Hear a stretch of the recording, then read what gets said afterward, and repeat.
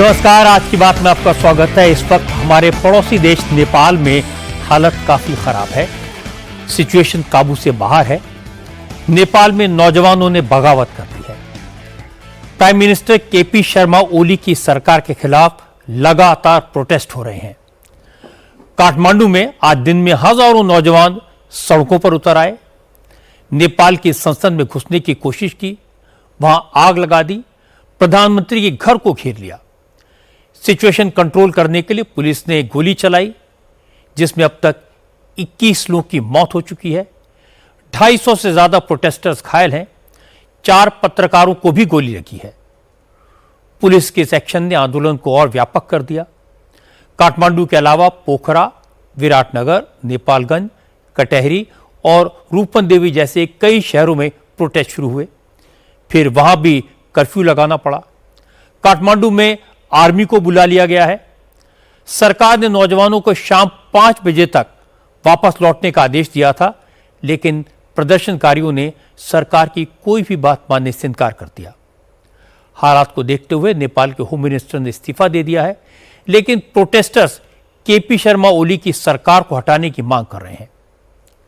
Prime minister ओली ने cabinet की meeting की, नेशनल सिक्योरिटी काउंसिल की मीटिंग की, लेकिन अभी तक कोई ठोस रास्ता नहीं निकल पाया है। आज जो प्रोटेस्ट शुरू हुआ उसको हवा दी सोशल मीडिया प्लेटफॉर्म पर लगी पाबंदी ने। सरकार ने WhatsApp, Facebook, Instagram, Twitter, YouTube, LinkedIn और स्नैपचैट समेत कुल 26 सोशल मीडिया प्लेटफॉर्म पर पाबंदी लगा दी, उन्हें बैन कर दिया। सिर्फ चाइनीज ऐप टिकटॉक को छोड़ दिया। अब सवाल है कि अगर सरकार सोशल मीडिया प्लेटफॉर्म को रिस्टोर कर देती है तो क्या यह आंदोलन खत्म हो जाएगा, या फिर इस प्रोटेस्ट के तार कहीं और जुड़े हैं? आज नौजवानों का जो सैलाब सड़कों पर निकला, उसका नेता कौन है? इस प्रदर्शन को जेन ज़ी आंदोलन का नाम क्यों दिया गया? सरकार के सामने सबसे बड़ी प्रॉब्लम है क्या? और क्या नेपाल में एक बार फिर सरकार बदलेगी, सत्ता परिवर्तन होगा? नेपाल के जो हालात हैं उसका भारत पर क्या असर होगा? इन सारी बातों पर चर्चा करेंगे, लेकिन सबसे पहले आपको काठमांडू की वो तस्वीरें दिखाता हूं जिनकी चर्चा पूरी दुनिया में है। असल में 3 सितंबर को नेपाल में 26 सोशल मीडिया प्लेटफॉर्म पर सरकार ने पाबंदी लगा दी। केपी शर्मा ओली की सरकार का दावा है कि सोशल मीडिया प्लेटफॉर्म्स नेपाल में इंस्टेबिलिटी को बढ़ावा दे रहे थे, नेपाल के कानून का पालन नहीं करते, इसलिए सोशल मीडिया प्लेटफॉर्म पर बैन जरूरी है। 3 सितंबर को बैन लगा और आज सुबह जेन ज़ी नाम का आंदोलन शुरू हुआ। हजारों की तादाद में नौजवान सड़कों पर आ गए। हालांकि प्रदर्शनकारियों ने जो बैनर्स और पोस्टर्स हाथ में लिए हुए थे, उनमें सोशल मीडिया प्लेटफॉर्म पर पाबंदी के खिलाफ कोई नारे नहीं लिखे थे। ज्यादातर पोस्टर्स में सरकारी करप्शन, बेरोजगारी, पलायन और गरीबी जैसे मुद्दों से जुड़े नारे लिखे थे। सरकार, प्रशासन और पुलिस को इतनी बड़ी संख्या में प्रदर्शनकारियों की जुटने की भनक तक नहीं थी। इसीलिए जैसे ही प्रदर्शनकारियों ने काठमांडू में पार्लियामेंट की तरफ बढ़ना शुरू किया तो पुलिस के हाथ पांव फूल गए। फोर्स डिप्लॉय की गई, एंटी राइट्स गियर में सैकड़ों जवान तैनात किए गए, बैरिकेड्स लगाए गए, लेकिन प्रदर्शनकारियों की तादाद इतनी ज्यादा थी कि पुलिस के सारे इंतजाम नाकाफी साबित हुए।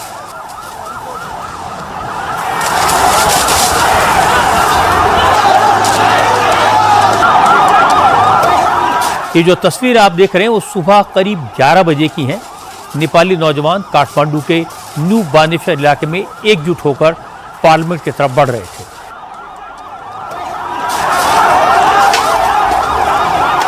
कुछ ही देर के बाद जब नौजवानों का सैलाब संसद के सामने पहुंचा तो हालात बिगड़ने शुरू हुए।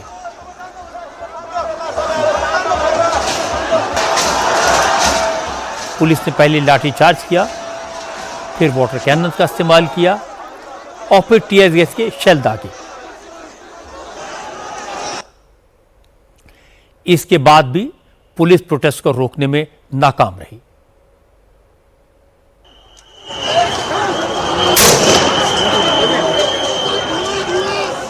प्रोटेस्टर ने कुछ ही देर में बैरिकेड तोड़ दिए, पत्थरबाजी शुरू हो गई, कुछ प्रदर्शनकारी गेट तोड़कर पार्लियामेंट की बिल्डिंग में घुस गए और आग लगा दी।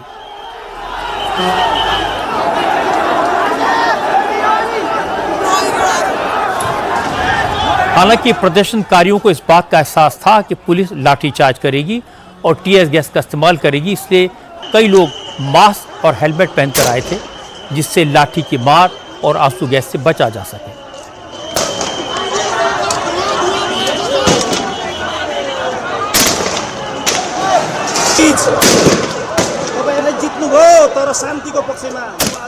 युवा और छात्रों की संख्या ज्यादा थी, इसलिए कई बार वो पुलिस पर भारी पड़ते नजर आए। संसद के गेट पर तैनात पुलिस वालों पर बड़े पैमाने पर पथराव होने लगा। पुलिस वाले प्रोटेक्शन गियर और स्टोन शील्ड से खुद को बचाते दिखे। पथराव इतना तगड़ा था कि पुलिस के जवानों को पीछे हटना पड़ा।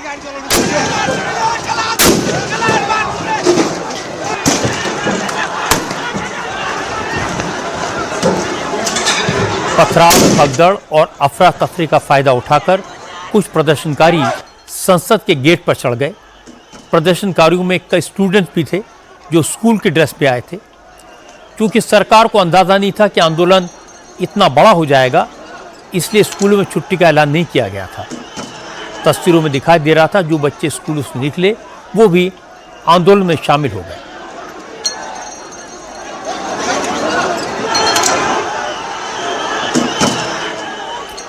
जब हालात बेकाबू होने लगे तो पुलिस ने फायरिंग की। इससे नौजवानों का गुस्सा और भड़का। पुलिस की गोली से दर्जनों लोग घायल हुए। 21 लोगों की मौत कंफर्म हो चुकी है। काठमांडू में मौजूद लोगों ने बताया कि सिविल हॉस्पिटल में जिन लोगों की डेड बॉडीज लाई गई, उनमें से 8 लोगों के सिर में गोली लगी थी। इस वक्त 250 से ज़्यादा घायल हॉस्पिटल में हैं, जिनमें से कई की हालत गंभीर है, इसलिए मरने वालों की फिगर बढ़ सकती है। नोट करने वाली बात यह है कि काठमांडू में जब प्रोटेस्ट शुरू हुआ, उसी वक्त पोखरा, बहुबल, चितवन, भैरवा, सिंह दरबार, भक्तपुर, छापा, विराटनगर, नेपालगंज, कटहरी और रूपन देवी जैसे कई शहरों में भी प्रदर्शन शुरू हो गए। पोखरा में प्रोटेस्टर्स ने चीफ मिनिस्टर के घर को घेर लिया और इसके बाद नेपाल के कई शहरों में कर्फ्यू लगाना पड़ा। काठमांडू में पार्लियामेंट और उसके आसपास के इलाके सेना के हवाले कर दिए गए। हालांकि नेपाल में फिलहाल टिकटॉक चल रहा है। प्रोटेस्टर्स वीपीएन के थ्रू व्हाट्सएप का इस्तेमाल भी कर रहे हैं। इसके जरिए प्रदर्शनकारियों को मोबिलाइज किया जा रहा है। हालांकि केपी शर्मा ओली की सरकार प्रेशर में है। सरकार की तरफ से इस तरह के संकेत मिले कि सोशल मीडिया प्लेटफॉर्म पर लगे बैन को कुछ शर्तों के साथ हटाया जा सकता है, लेकिन इसका प्रदर्शनकारी छात्रों पर कोई असर नहीं हुआ। नौजवानों का कहना है कि सोशल मीडिया के जरिए वो सरकार के कारनामों को एक्सपोज कर रहे थे, इसीलिए सरकार ने सोशल मीडिया पर पाबंदी लगाई।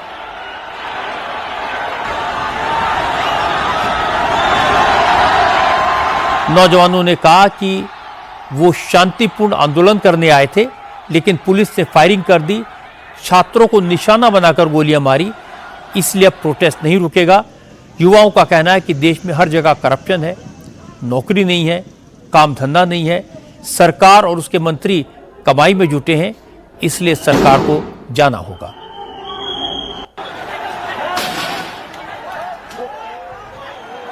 नयाँ जेनेरेसनको आन्दोलन हो र नेपालमा नयाँ दास प्रथाको सुरुवात गरिएको छ।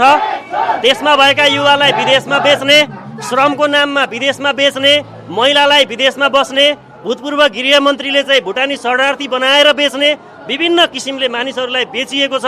नेपालमा मानव अधिकारको उल्लङ्घन कसैले गरेको छ भने यी प्रमुख 3 दलले गरेका छन्। भन्दैमा यो आन्दोलन रुक्नेवाला छैन। हामी विदेशमा जाने छैनौँ, हामी स्वरोजगार हुनुपर्छ। यहाँ भएका तमाम आइटी व्यवसायीहरूको व्यवसाय धराशायी भएको छ। दसैँको मुखमा, बहारको मुखमा जनतामाथि गोली हान्ने जुन सरकारले काम गरेको छ, यसलाई हामी न्यू जेनेरेसनको नयाँ आन्दोलन मात्रै होइन, अब न्यू जेनेरेसन जेन जी पछाडिको पुस्ताले पनि भोलिबाट यसलाई समर्थन गरेर यो संसद भवन र यो देशका यी पुराना पार्टीहरूलाई चाहिँ हामीले हराउनु पर्ने छ, हटाउनु पर्ने छ र नयाँ सुरुवात गर्नुपर्ने छ। र जय नेपाल।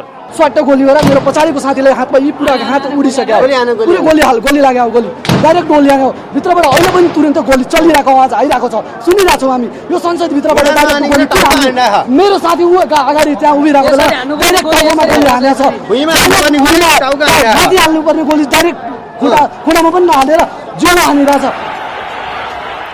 नेपाल में जो प्रोटेस्ट हो रहा है उसे नाम दिया गया है जेन जी। आंदोलन कर रहे युवा जो पोस्टर बैनर लेकर आए थे उसमें लिखा था जेन जी मूवमेंट इन नेपाल। असल में जेन जी शब्द उस नौजवान पीढ़ी के लिए इस्तेमाल होता है जिसका जन्म 1997 से 2012 के बीच हुआ। ये पीढ़ी इंटरनेट, डिजिटल टेक्नोलॉजी और सोशल मीडिया के युग में पली है, बड़ी हुई है, इसलिए इसे डिजिटल नेटिव्स भी कहा जाता है। जेन जी के युवा इंस्टाग्राम, यूट्यूब, फेसबुक, ट्विटर और टिकटॉक जैसे सोशल मीडिया प्लेटफॉर्म पर काफ़ी एक्टिव रहते हैं।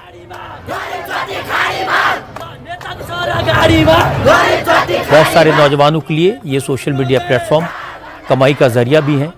नेपाल में बेरोजगारी है, ज़्यादातर परिवारों के बच्चे नौकरी के लिए, पढ़ाई के लिए पलायन करते हैं, विदेश जाते हैं। नेपाल की आबादी करीब 3 करोड़ है। इनमें से करीब 80 लाख लोग विदेश में हैं।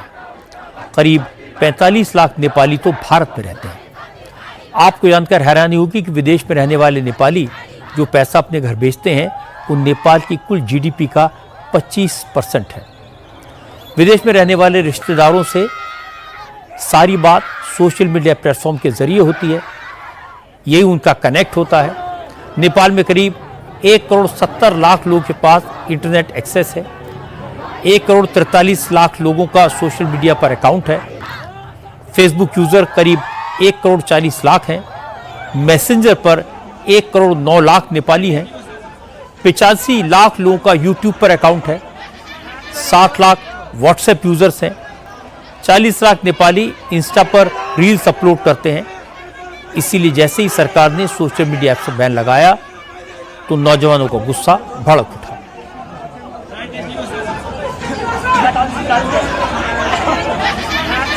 सोशल मीडिया बंद करने के बाद जिस तरीके से लोगों पे मतभेद शुरू हुआ था या सरकार के तरफ जिस तरीके से लोग नाराज़ हुए थे सरकार से, उसके बाद ये स्थिति सृजना हुई है। स्वाभाविक रूप से जो चलाते हुए सोशल साइट्स थे, सोशल प्लेटफॉर्म्स थे, वो अचानक से बंद हो गए और लोगों को घर पे बातचीत करने के लिए, उनके बिजनेस के लिए और बहुत सारी पर्पज़ के लिए सोशल साइट यूज़ नहीं कर पाने का एक आवेश भी था, वो आवेग भी था, और जिसकी वजह से आज यहाँ पे 8 सितंबर को देखा गया नेपाल में, काठमांडू में केवल नहीं, नेपाल के बहुत सारे जगह पे ऐसे आंदोलन हो रही हैं। जीएनजी पुस्ता द्वारा किया गया आंदोलन, और जब किया गया था उस टाइम पे किसी को पता भी नहीं था कि यह आंदोलन इस तरीके से रूप लेगा।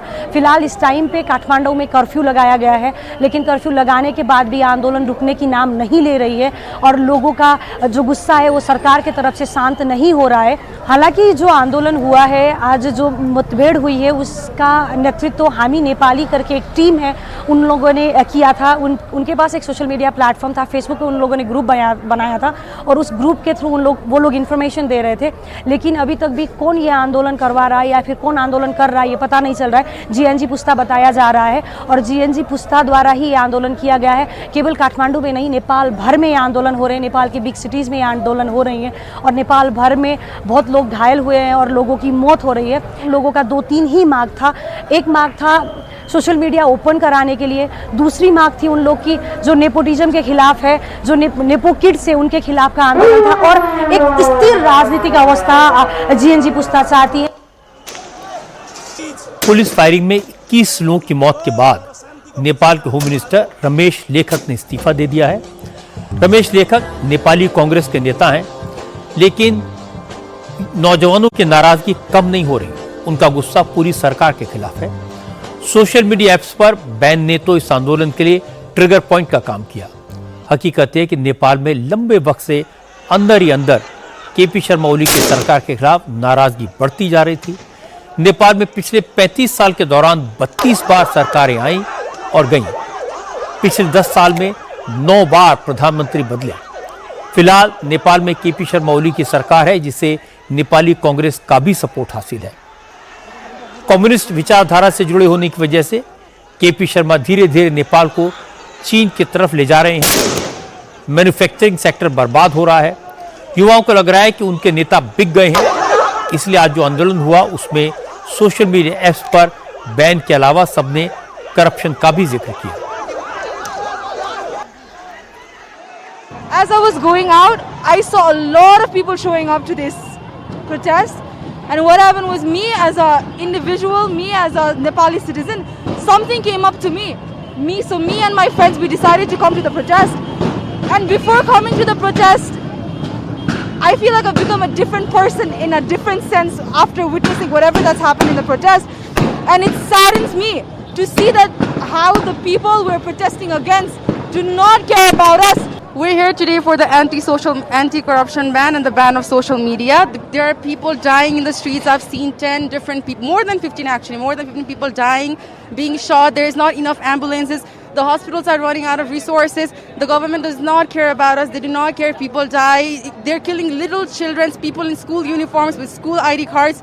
This government does not care about us. It's time for us to get on the streets, wear our masks, wear our helmets, and come down on the street and challenge the government, because I feel like they're taking us for granted at this point. Nepal में नौजवानों की मौत और बड़ी संख्या में उनका घायल होना दुखद है, दुर्भाग्यपूर्ण है। ऐसा लगा कि नेपाल सरकार ऐसी किसी सिचुएशन के लिए तैयार नहीं थी। उसे अंदाजा नहीं था कि नौजवान इतनी बड़ी संख्या में सड़कों पर उतर आएंगे। बिना हालात की गंभीरता को समझे जब गोली चलाई गई तो बात बिगड़ गई। नेपाल में करप्शन, नेपोटिज्म और रिसेशन को लेकर लोग परेशान हैं। नाराजगी की जो आग भीतर ही भीतर सुलग रही थी, सोशल मीडिया प्लेटफॉर्म पर बैन लगने से वो दबी हुई आग लपटों में बदल गई। 2 दिन पहले ओली ने कहा था कि उनकी सरकार के खिलाफ साजिश हो रही है, नौजवानों को भड़काया जा रहा है, एक बड़े आंदोलन की तैयारी हो रही है। लेकिन सरकार के खिलाफ साजिश कौन कर रहा है, ओली को कौन गिराना चाहता है, ये उन्होंने नहीं बताया। लेकिन ये सही है कि ओली जिस तरह चीन के इशारों पर चलते हैं, चीन के निर्देशों को फॉलो करते हैं, उससे भी लोग नाराज हैं। सबने नोटिस किया कि ओली ने चाइनीज ऐप टिकटॉक को छोड़कर बाकी सारे सोशल मीडिया प्लेटफॉर्म पर बैन लगा दिया। किसी को आश्चर्य नहीं होगा अगर वो ये कहे कि नेपाल में जो हो रहा है उसके पीछे भारत का हाथ है। जहां तक भारत का सवाल है, भारत सरकार के पास इन हालात पर नजर रखने के अलावा और कोई ऑप्शन भी नहीं है। नेपाल से हमारी सीमा लगती है, नेपाल के लोग हमारे यहां बेरोक टोक आते जाते रहते हैं, बॉर्डर के आसपास के इलाकों में रोटी बेटी का संबंध है। इसीलिए जैसे ही नेपाल में हालात बिगड़े तो सीमा पर चौकसी बढ़ा दी गई, एसएसबी को ज्यादा सावधानी बरतने के निर्देश दिए गए। हालांकि भारत का फोकस फिलहाल ट्रंप के टैरिफ पर है। आज ब्रिक्स की वर्चुअल मीटिंग में अमेरिका की टैरिफ दादागिरी पर चर्चा हुई। मीटिंग में रूस के प्रेसिडेंट पुतिन और चीन के प्रेसिडेंट शी जिनपिंग के अलावा ब्राजील के प्रेसिडेंट लूला डी सिल्वा भी शामिल हुए। ब्रिक्स मीटिंग में भारत की तरफ से विदेश मंत्री एस जयशंकर मौजूद थे। जयशंकर ने अमेरिका का नाम लिए बगैर कहा कि जिस तरह इंटरनेशनल ट्रेड में रुकावटें पैदा करने की कोशिश की जा रही है, उसके खिलाफ एक मैकेनिज्म बनाए जाने की जरूरत है। एक तरफ ब्रिक्स देश ट्रंप टैरिफ से निपटने की योजना बना रहे हैं, दूसरी तरफ अमेरिका और यूरोपीय देश रूस पर यूक्रेन के खिलाफ मिलिट्री एक्शन रोकने का प्रेशर बना रहे हैं। असल में रूस ने कल यूक्रेन की राजधानी कीव पर अब तक का सबसे बड़ा अटैक किया। कीव पर हमले के लिए रूस ने 805 ड्रोन और 13 मिसाइल्स का इस्तेमाल किया। यूक्रेनी डिफेंस सिस्टम ने दावा किया कि उसने 751 ड्रोन और 4 मिसाइल्स को टारगेट तक पहुंचने से पहले ही नष्ट कर दिया। रूस के इस हमले में यूक्रेन के 4 लोग मारे गए और 24 घायल हुए। नोट करने वाली बात है कि पहली बार रूस ने यूक्रेन सरकार के मुख्य प्रशासनिक भवन को निशाना बनाया। ये एडमिनिस्ट्रेटिव बिल्डिंग कीव के सबसे सुरक्षित इलाके में है और अमेरिकी डिफेंस सिस्टम को यहां की सुरक्षा के लिए तैनात किया गया है। इसके बावजूद रूस यहां हमला करने में कामयाब रहा। यूक्रेन की सेना के मुताबिक रूस ने इस बिल्डिंग पर 2 क्रूज मिसाइल दागी, जिससे बिल्डिंग में आग लग गई। रूसी हमले में ज़ेलेंस्की के होम टाउन क्रिविरी को भी निशाना बनाया गया। यूक्रेन ने भी रूस पर जवाबी हमला किया। यूक्रेन की सेना ने बताया कि ताजा हमले में उसने रूस में कच्चे तेल की सप्लाई करने वाली ट्रुजबा पाइपलाइन को निशाना बनाया। रूस का दावा है कि यूक्रेन के सारे ड्रोन को हवा में ही मार गिराया गया। इस अटैक में रूस को कोई नुकसान नहीं हुआ। रूस के इस हमले के बाद जेलेंस्की ने अमेरिका और यूरोपीय देशों से एक्स्ट्रा एयर डिफेंस सिस्टम और लंबी दूरी तक मार करने वाले हथियारों की मांग की है। जेलेंस्की ने कहा कि रूस शांति की भाषा नहीं समझता, इसलिए रूस पर ऐसे हमले करने होंगे जिससे उसे और भी तकलीफ हो। Важливо, що сьогодні є широка реакція партнерів на цей удар. ये अच्छी बात है कि रूस के ताजा हमलों पर सभी सहयोगी देशों ने चिंता जताई है। रूस की कोशिश यूक्रेन को नष्ट करने की है, इसीलिए हमले अचानक बढ़ गए। इससे ये संदेश मिल रहा है कि पुतिन अब दुनिया के बाकी देशों के धैर्य की परीक्षा ले रहे हैं। ऐसे में हम सबको मिलकर रूस के खिलाफ कड़ी कार्रवाई करनी चाहिए। रूस के खिलाफ और रूस से जुड़े लोगों पर, उनके साथ व्यापार करने वाले देशों पर सख्त टैरिफ लगाना चाहिए। सबसे लंबी दूरी तक मार करने वाली मिसाइल चाहिए। रूस को ऐसी चोट देनी होगी जो उसे महसूस हो। Відмови йти на припинення. रूस के इस रुख से प्रेसिडेंट ट्रंप काफी बेचैन है। आज ट्रंप ने मान लिया कि यूक्रेन रूस की जंग रुकवाना उतना आसान नहीं है जितना उन्होंने सोचा था।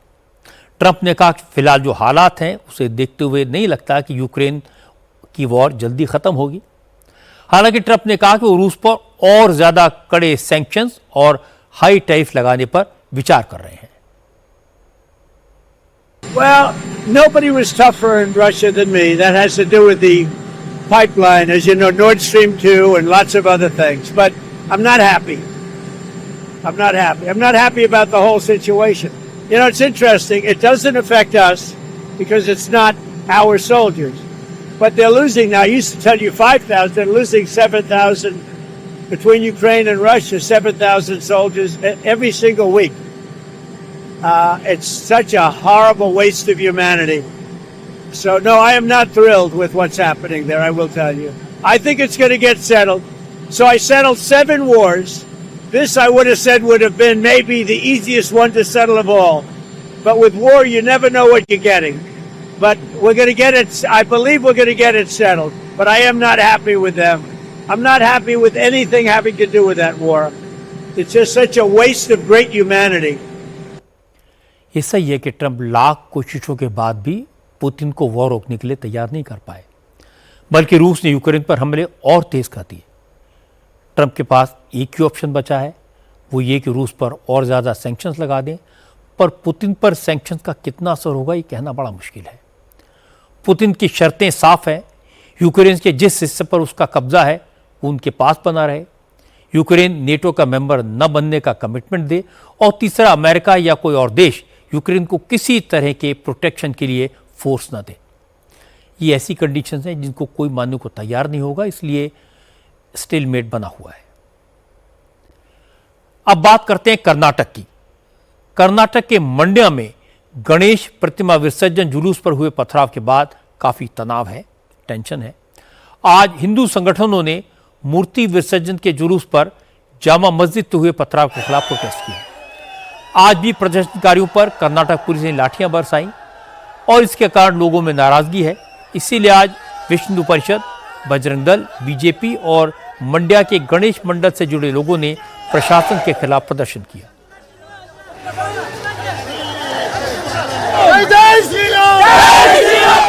मद्दूर के टीवी सर्कल पर हजारों हिंदू जमा हुए। प्रदर्शनकारियों ने सड़क पर बैठकर नारेबाजी की।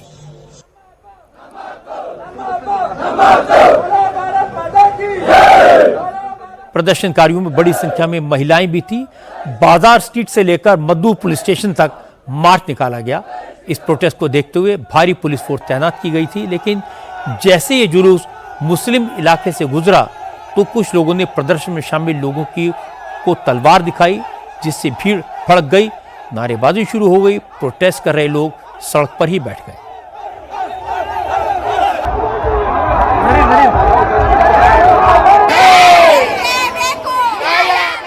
लेकिन जब पुलिस ने सड़क पर बैठे प्रोटेस्टर्स पर लाठीचार्ज किया तो बात बिगड़ गई।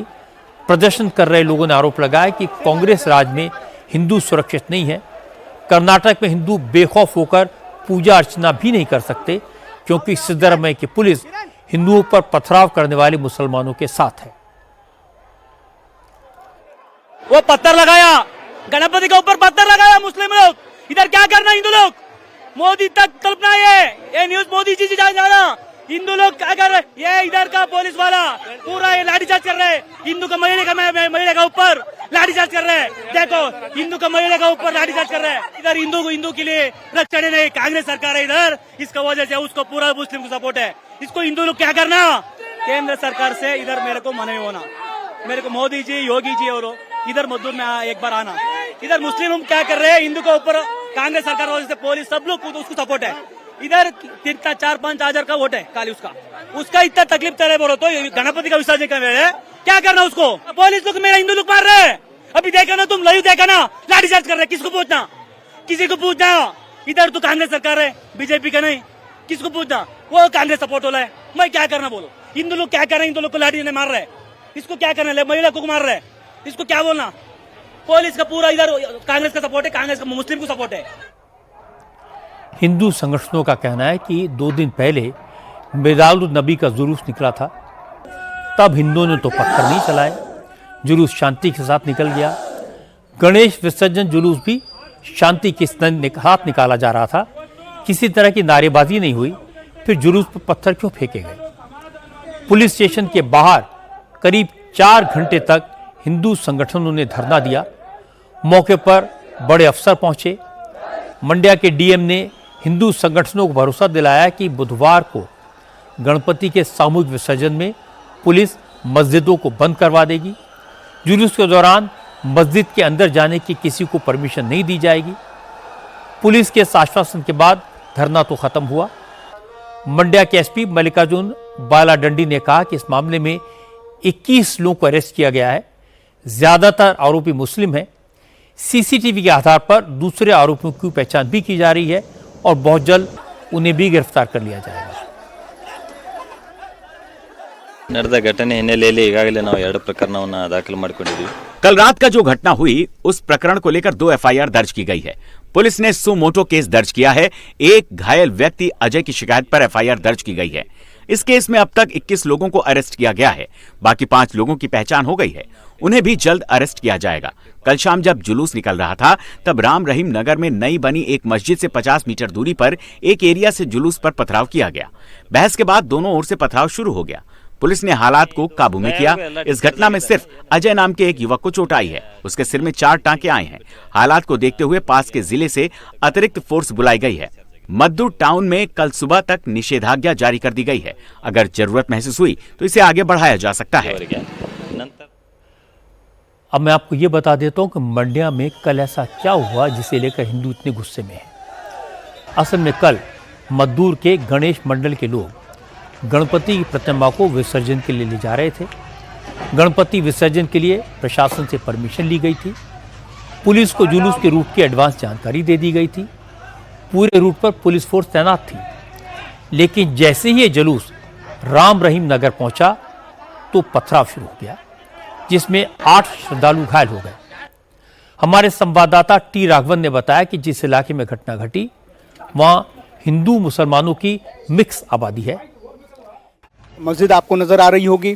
ये मस्जिद जो है बहुत नई मस्जिद है, कुछ ही महीने पहले इसका इनॉग्रेशन भी हुआ है और यहीं पर बताया जा रहा है कि इस मस्जिद के बिल्कुल पास में पथराव की ये घटना हुई। अब आपको एक सड़क पर मैं लेकर चलता हूँ जहाँ से ये गणेश विसर्जन का जो जुलूस है वो निकाला गया था। आप देखिए ये जो इलाका है ये राम रहीम नगर है और इसके बगल में सिद्धार्थ नगर है जहाँ पर हिंदू लोग रहते हैं। और इस इलाके से ये जो रोड आपको नज़र आ रही है, इस इलाके से गणेश विसर्जन का जो ये जुलूस है उसको निकाला जाना था। और यहाँ से जब ये जुलूस निकल रहा था तो ऐसा प्राथमिक जानकारी में पता चल रहा है कि जैसे ही ये जुलूस जो है यहाँ पर इस मस्जिद के पास आया, यहाँ पर बत्तियाँ जो है अचानक कुछ देर के लिए बुझा दी गई। इस तरह के पत्थर जो है यहाँ पर अचानक जो है लोगों पर जो गणेश विसर्जन जुलूस में शामिल होने आए थे उन पर ये पत्थरबाजी जो है वो शुरू हो गई। तनाव के हालात हो गए। जब बहस होने लगी वहाँ के इलाके के लोग जो हैं मुस्लिम समाज के वो भी यहाँ पर पहुँच गए और जब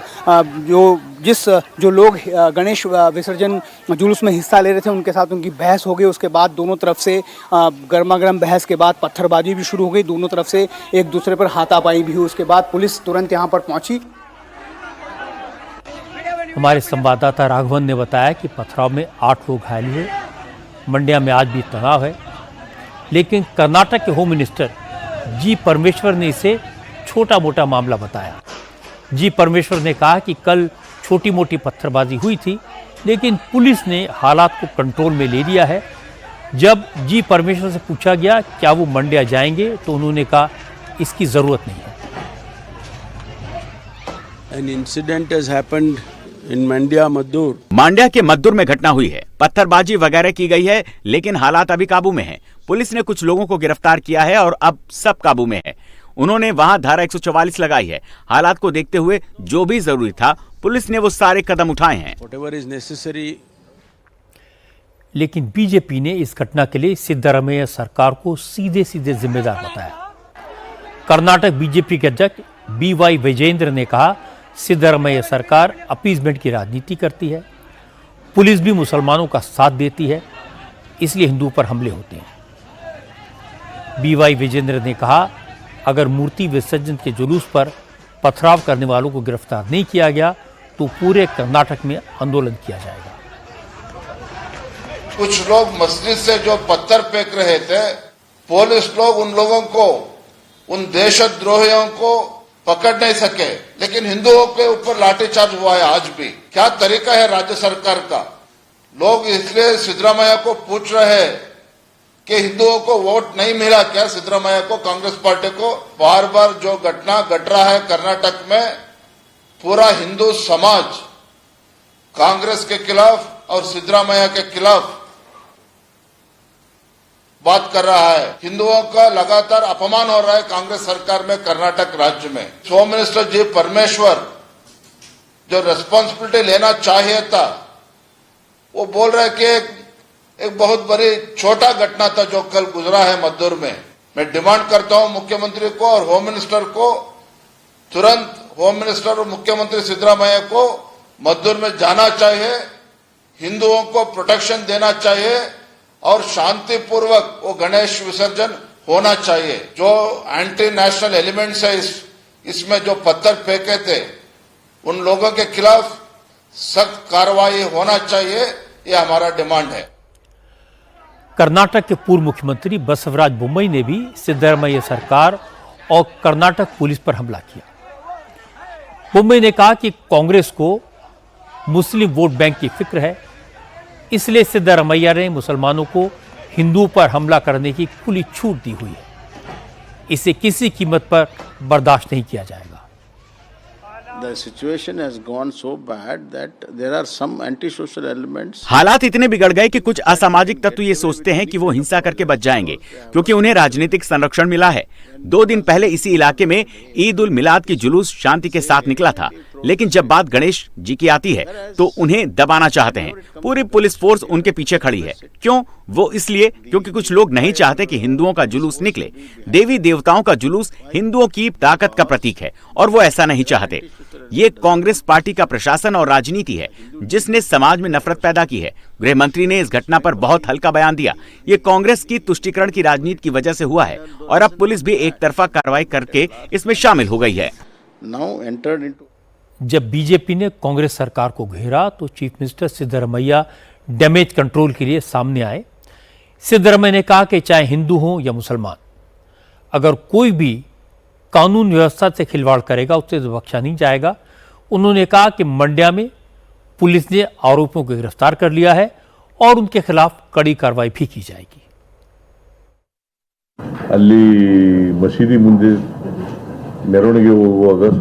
जब शोभा यात्रा मस्जिद के बाहर से गुजर रही थी तब वहां विवाद हुआ।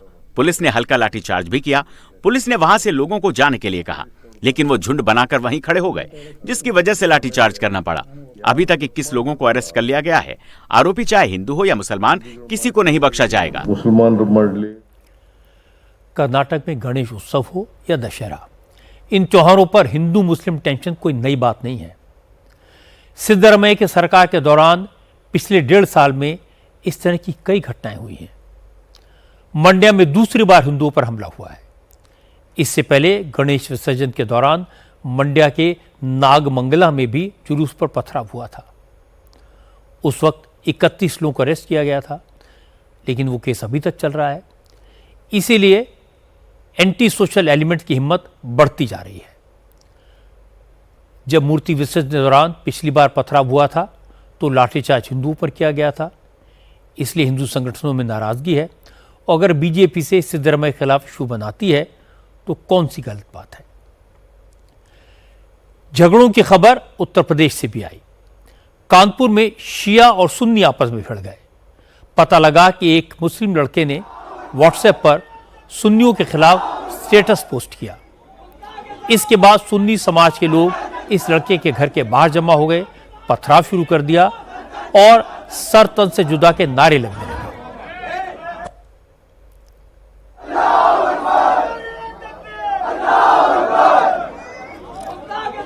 हालांकि कुछ ही मिनटों में पुलिस मौके पर पहुंच गई, लोगों को समझाया, इलाके के मौलानाओं को बुलाया। मौलानाओं ने लोगों से वापस जाने की अपील की।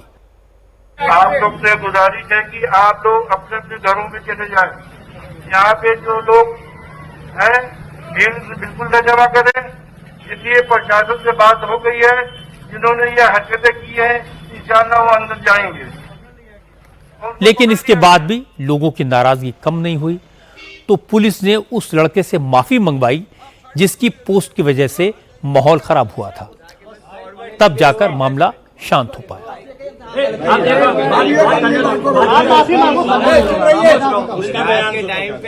हालांकि पुलिस ने युवक को हिरासत में ले लिया है। इलाके में तनाव को देखते हुए पीएसी और पुलिस तैनात कर दी गई है। कोतवाली इलाके के एसीपी आशुतोष सिंह ने बताया कि चूंकि मामला मजहबी हो गया था इसलिए पुलिस ने सख्ती के बजाय सुलह का रास्ता अपनाया और बात बन गई। पटकापुर के रहने वाले एक बच्चे ने सोशल मीडिया पे कुछ पोस्ट किया था जिससे कुछ लोगों को आपत्ति हुई। वो उसके घर गए, सूचना पाकर कि मौके पे तत्काल पुलिस पहुंची। उस बच्चे के द्वारा ये बताया गया कि उसकी जानकारी नहीं था उसमें लिखा क्या है और जिसके क्रम में उसने पोस्ट कर दिया था। उसने पोस्ट को डिलीट किया। उसको हम लोग हिरासत में लिए हैं पूछताछ के लिए और इन लोगों से अपील किए हैं कि जिनको आपत्ति है तहरीर से उसको मुकदमा देखेंगे। दोनों पक्षों के जो भी धर्मगुरु रहे वो आए, वो चाहे सिया पक्ष हो चाहे सुन्नी पक्ष हो, और उन्होंने लोगों से अपील की है और लोग अपने अपने घर चले गए हैं। ये अच्छी बात है कि यूपी पुलिस ने संयम से काम लिया, मौलवियों की मदद ली, गलती करने वाले लड़के से पब्लिकली माफ़ी मंगवा दी और उसके खिलाफ लीगल एक्शन भी लिया।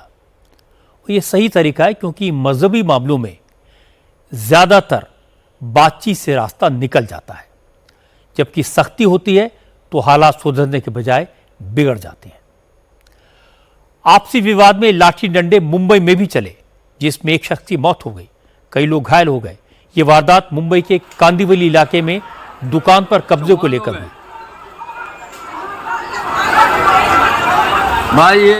असल में कांदिवली के लालजी पाड़ा इलाके में एक दुकान को लेकर विवाद था। ये दुकान यादव समाज के 4 भाइयों की थी। इनमें से एक भाई ने अपने भाइयों को बताए बगैर दुकान संजय चौहान को बेच दी। मामला कोर्ट में चला गया। अदालत में स्टेटस को बरकरार रखने का आदेश दिया। कोर्ट के आदेश के बावजूद संजय चौहान दर्जनों लोगों के साथ इस दुकान पर कब्जा लेने पहुंच गया। उसने दुकान का ताला तोड़ा।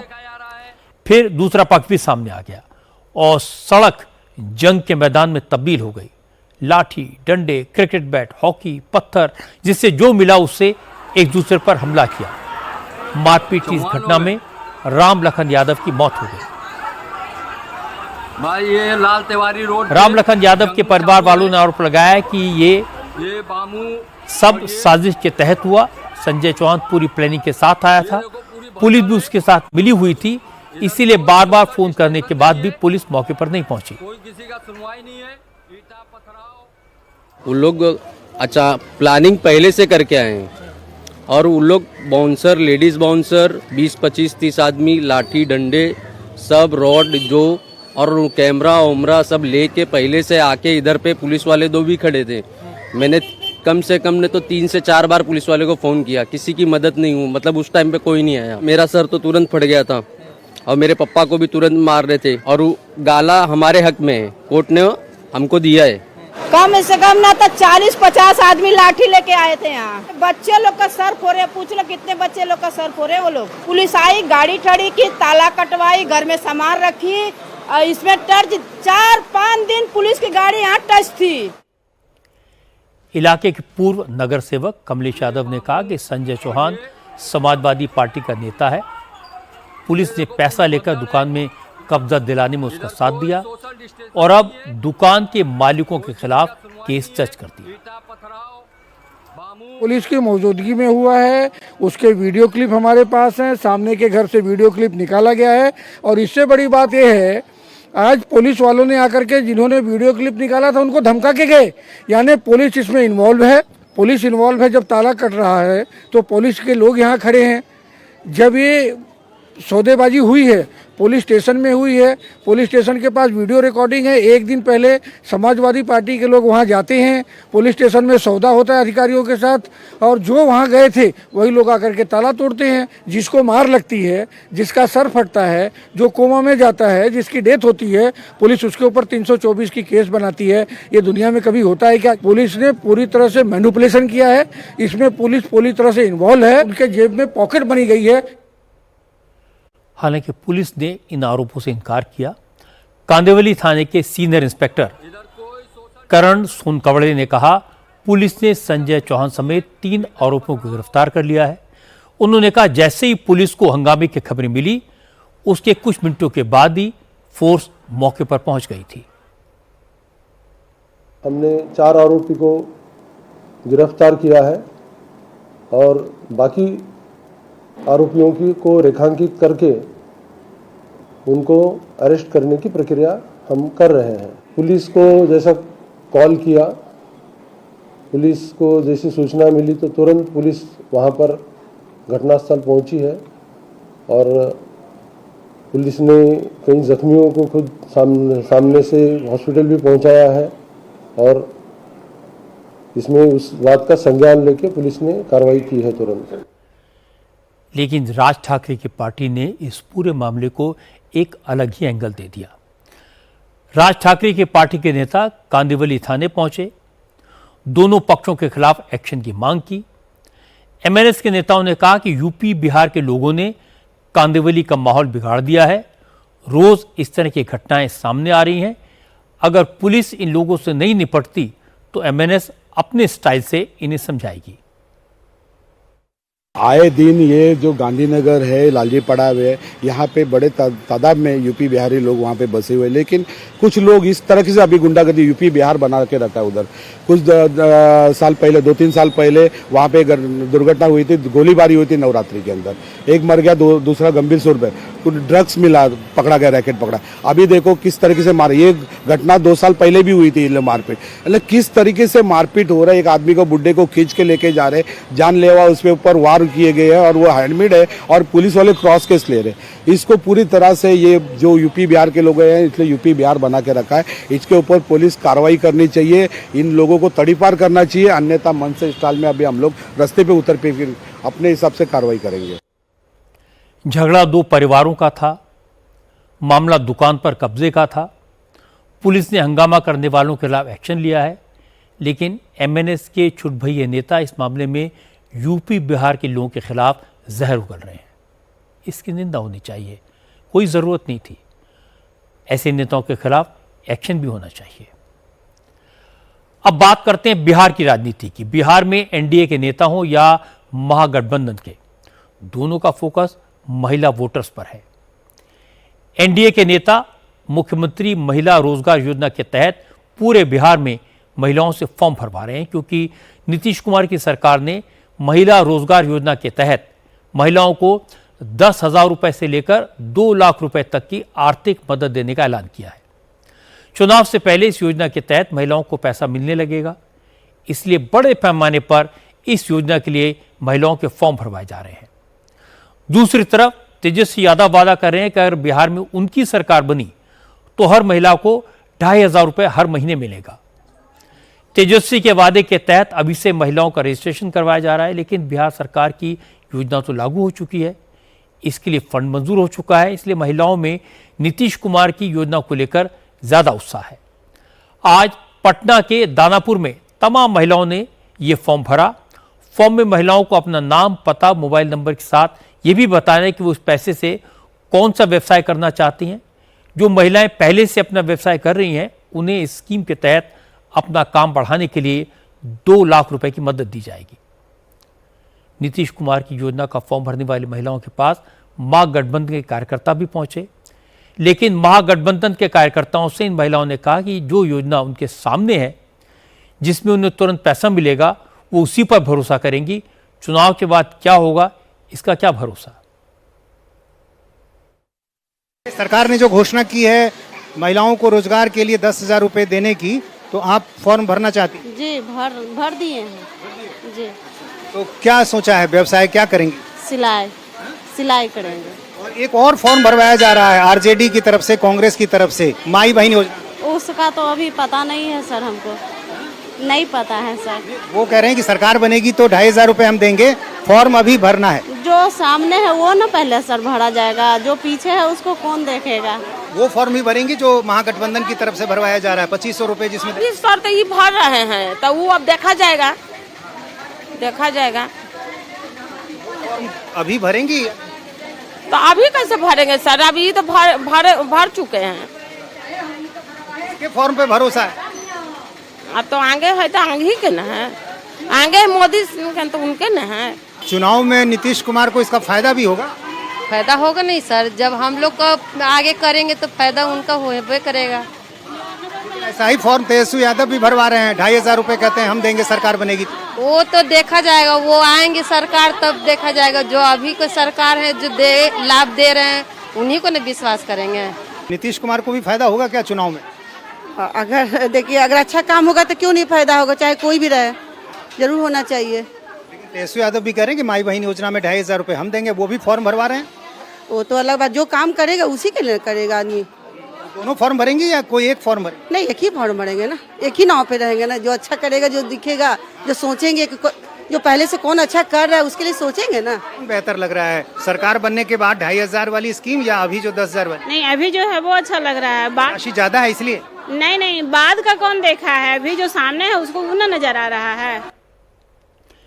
नीतीश कुमार ने तो महिला रोजगार योजना का ऐलान कर दिया है, लेकिन तेजस्वी ने सिर्फ माई बहन योजना का वादा किया है। इसलिए एनडीए के नेताओं ने कहा, महागठबंधन के नेता वोट के चक्कर में महिलाओं से फॉर्म भरवाकर उनके साथ धोखा कर रहे हैं। लेकिन बिहार की जनता होशियार है, तेजस्वी के झांसे में नहीं आएगी। अब योजना बनी नहीं, कौन विभाग लागू करेगा वो तय नहीं है, न उसकी प्रक्रिया क्या होगी ये तय है। और एक कहीं से सड़क छाप प्रेस से कोई प्रिंट करा लिए फॉर्म प्रपत्र और ले जाके महिलाओं के बीच बैठ के कहते हैं कि इसको भर के दीजिए आपको पैसा मिलेगा। ये तो जनता के साथ बड़ी धोखाधड़ी है ना, ये तो जनता के विश्वास के साथ धोखा है। हालांकि लोग इनको पहचानते हैं, इनके झांसे में नहीं आएंगे और इनके एक से एक झांसेबाजी को लोगों ने देखा है और लोग इनको परखे हुए हैं। इनके झांसेबाजी में फंसने वाले अब लोग नहीं। इसके बाद बिहार के डिप्टी चीफ मिनिस्टर सम्राट चौधरी ने कहा, जिस योजना का कोई आधार ही नहीं है उस योजना के तहत फॉर्म भरवाना धोखा है, इसलिए इस तरह की हरकत करने वालों के खिलाफ लीगल एक्शन लिया जाएगा। जिन लोगों के द्वारा गैर संवैधानिक कार्य किए जाएंगे, बिहार की पुलिस कार्रवाई करेगी। आप अपने घोषणा पत्र में लाएं, इससे कोई दिक्कत नहीं, और आज तक तो घोषणा किया ही नहीं। एक प्रमाण दे जिससे ये कहे कि ये हमने घोषणा किया। ये फॉर्म भराने का अधिकार आपको किसने दिया? लोकतंत्र में सरकार होता है और सरकार को ही नजरअंदाज करके आप फॉर्म भराएंगे तो पुलिस अपना काम करेगी, कानून अपना काम करेगी, और जो लोग अपराधी के तरह कार्य करेंगे उनके खिलाफ पुलिस या एक्शन जरूर किया जाएगा। बिहार की राजनीति में आजकल नीतीश कुमार तेजस्वी के हर पैंतरे को नाकाम कर देते हैं। तेजस्वी ने महिलाओं को जीत के बाद 2,500 रुपये देने का वादा किया। नीतीश कुमार ने नहले पर दहला चला और रोजगार के लिए महिलाओं को 10,000 रुपये तक की स्कीम का अनाउंसमेंट कर दिया। ये स्कीम 2 लाख रुपए तक जा सकती है। इसकी पहली इंस्टॉलमेंट जल्दी पहुंच जाएगी, ये भी बता दिया। तेजस्वी यादव थोड़े दिन पहले तक कहते थे कि नीतीश कुमार बीमार हैं, वो सरकार नहीं चला पा रहे, वो भूल जाते हैं। लेकिन पिछले 3 हफ्तों में नीतीश कुमार ने जिस तरह एक के बाद एक फैसले अनाउंस किए, उससे तो लग रहा है कि नीतीश तेजस्वी यादव और राहुल गांधी दोनों की जोड़ी पर भारी पड़ रहे हैं। बिहार में आज कांग्रेस के नेता तारिक अनवर के कारनामे की बहुत चर्चा हुई। कटिहार से कांग्रेस के सांसद तारिक अनवर अपने इलाके में बाढ़ के हालात का जायजा लेने गए थे, लेकिन वो बाढ़ के पानी में उतरे नहीं, बल्कि तारिक अनवर ने स्थानीय लोगों की पीठ पर चढ़कर इलाके का दौरा किया। कटिहार के मनिहारी ब्लॉक के धुरियाही में दर्जनों घर बाढ़ के पानी में समा चुके हैं। तारिक अनवर इसी इलाके का दौरा करने पहुंचे थे। तारिक अनवर पहले तो ट्रैक्टर पर बैठकर इलाके में घूमे, लेकिन गांव में भीतर जाने के लिए जमीन पर उतरने के बजाय तारिक अनवर लोकल लोगों की पीठ पर सवार हो गए। जैसे ही तारिक अनवर की इस हरकत का वीडियो सामने आया तो बीजेपी ने इसे कांग्रेस की गरीब विरोधी मानसिकता का सबूत बताया। संजय जायसवाल ने कहा कि किसी की पीठ पर बैठकर बाढ़ का दौरा करना शर्मनाक है, जनता इसे देख रही है और कांग्रेस को इसका खामियाजा भुगतना पड़ेगा। एक सांसद के रूप में अगर आपके इलाके में बाढ़ आया है, आप वहां जा रहे हैं, तो आपके पास जाने के बहुत तरीके हैं, लेकिन जाने का यह तरीका खोजना कि मेरे जूते भी गंदे नहीं हो और मैं बाढ़ग्रस्त इलाके में घूम लूं और लोगों के कंधे पे बैठ करके बाढ़ग्रस्त इलाके का भ्रमण करना बहुत ही निंदाजनक है। यह बिहार की उस जनता का अपमान है जिस जनता ने वोट तारिक अनवर जी को दिया है। हालांकि जब मामला बढ़ा तो तारिक अनवर ने सफाई दी। उन्होंने कहा जब वो बाढ़ पीड़ित इलाके का दौरा करने पहुंचे तो ज्यादा गर्मी की वजह से उनकी तबीयत बिगड़ गई, इसलिए लोगों ने उन्हें गोद में उठा लिया। तारिक अनवर ने कहा यह तो कटिहार के लोगों का उनके प्रति प्रेम है, इस पर सियासी बयानबाजी ठीक नहीं है। कुछ नहीं, ये वहाँ के वो लोगों की अब मोहब्बत था, प्यार था, स्नेह था, क्योंकि वहाँ काफी गर्मी थी और सन स्ट्रोक ऐसा लगता था कि हमको उसका असर हो रहा है। तो लोगों ने खुद ही ऑफर किया और कहा कि आपको इस कीचड़ में पैदल चलना मुनासिब नहीं होगा, और उन्होंने मुझको गोदी में उठा लिया, कंधे पर उठा लिया। और मुझे लगता है कि ये उनकी मोहब्बत है, उनका प्यार है, उसको राजनीति से जोड़ना मुनासिब नहीं होगा। और आने वाला जो विधानसभा का चुनाव है उसका संकेत भी है कि लोग विपक्ष को अपने कांधे पर उठाने के लिए तैयार बैठे हैं। तारिक अनवर बहुत पुराने नेता हैं, आमतौर पर बहुत केयरफुल रहते हैं, उनका पक्ष भी हमने सुना है, लेकिन जो तस्वीरों में दिखाई दे रहा है उसे लोग कैसे पसंद करेंगे, और हो सकता है इसका नुकसान कांग्रेस को हो। दिल्ली में लाल किले के सामने बने एक परिसर में जैन समाज के धार्मिक समारोह के दौरान जिस शख्स ने 1 करोड़ रुपए की कीमत वाला स्वर्ण कलश और सोने का नारियल चुराया था, पुलिस ने उसे गिरफ्तार कर लिया है। स्वर्ण कलश चुराने वाले का नाम है भूषण वर्मा। पुलिस ने भूषण वर्मा के साथ साथ अंकित और गौरव नाम के 2 और आरोपियों को भी गिरफ्तार किया है। अंकित ने चोरी किए गए सोने के कलश और नारियल को पिघलाया और गौरव ने इस सोने को बेच दिया। असम में लाल किले के पार्क के पास 1 सितंबर से जैन समुदाय का धार्मिक समारोह चल रहा है। इस प्रोग्राम में देश भर से जैन समाज के लोग आए थे। इस कार्यक्रम में पूजा के लिए सोने के 2 कलश और सोने का एक नारियल भी रखा गया था, लेकिन कार्यक्रम के बीच से जैन भिक्षु बनकर आए चोर ने स्वर्ण कलश और सोने का नारियल चुरा लिया। पुलिस ने कार्यक्रम में लगे सीसीटीवी की फुटेज को खंगाला। वीडियो में जो शख्स स्वर्ण कलश लेकर जाता हुआ दिखाई दिया, उसकी पहचान भूषण वर्मा के तौर पर हुई। टेक्निकल सर्विलांस के जरिए पुलिस भूषण वर्मा तक पहुंच गई, उसे हापुड़ से गिरफ्तार किया गया। पुलिस ने 1 कलश और कुछ मेल्टेड गोल्ड रिकवर भी किया है, लेकिन आरोपी 1 स्वर्ण कलश को पिघलाकर उसका सोना बेच चुके थे। अब उसे भी रिकवर करने की कोशिश की जा रही है। पुलिस ने बताया कि भूषण वर्मा ने 1 और 2 सितंबर को पहले जैन समाज के कार्यक्रम की पूरी रैकी की, फिर 3 सितंबर को चोरी को अंजाम दिया।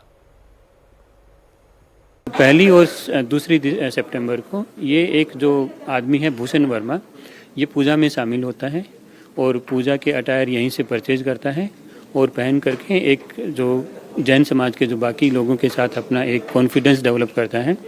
और 3 सितंबर को जब इसको मौका मिलता है तो इसने इस चोरी की वारदात को अंजाम दिया, जिसमें इसने सोने के कलश वहाँ पर जो पूजा में यूज किए गए थे वो चुराए और चुराने के बाद ये वहाँ से निकल गया, हापुड़ के लिए निकल गया। ये सीधा वहाँ से निकला और अपनी लोकेशन हापुड़ में गया है। वहाँ पर हापुड़ में जब रेड किया गया तो इस आदमी की प्रेजेंस वहाँ पर मिली, इसको अरेस्ट किया गया भूषण वर्मा को। इसके पोजीशन से एक कलश रिकवर हुआ है, कुछ मेल्टेड गोल्ड भी रिकवर हुआ है। इसके बताए अनुसार एक अंकित नाम का और एक गौरव नाम का आदमी है जिसने एक स्टोलन प्रॉपर्टी को पिघलाने का काम किया है और आगे एक ने बेचने का काम किया है। तो उन दोनों को भी अरेस्ट किया है। अभी इसमें आगे भी काम जारी है, आगे की तफ्तीश जारी है। साधु का भेष बनाकर भगवान के घर में चोरी करना बहुत बड़ा अपराध है। इस हरकत से लोगों की भावनाएं आहत होती हैं। हालांकि चोरी के इस तरह के मामलों के लिए कोई अलग कानून तो नहीं है, लेकिन फिर भी धार्मिक समारोह में चोरी करने वाले इस शख्स को सख्त सजा मिलनी चाहिए। ब्रिटेन में मौजूद भारत के फुजिटिव्स के एक्स्ट्रेडिशन में अब तेजी आ सकती है। विजय माल्या, नीरव मोदी, संजय भंडारी, ये सारे के सारे लोग ब्रिटेन में हैं। इनके खिलाफ प्रत्यर्पण के केसेस चल रहे हैं। ज़्यादातर केसेस में आरोपी भारत की जेलों के हालात का हवाला देकर अपने एक्स्ट्रेडिशन का विरोध करते हैं। दूसरे देशों की अदालतें उनकी दलील मान लेती हैं, लेकिन अब ये बहाना नहीं चलेगा, क्योंकि ब्रिटेन की क्राउन प्रोसिक्यूशन सर्विस की टीम ने तिहाड़ जेल का दौरा किया। इस दौरे का मकसद ब्रिटेन की अदालतों को तिहाड़ जेल के हालात के बारे में रिपोर्ट देना था। ये पता करना था कि तिहाड़ में कैदियों के लिए सुरक्षित माहौल है या नहीं। ब्रिटिश टीम ने तिहाड़ जेल पहुंचकर कैदियों से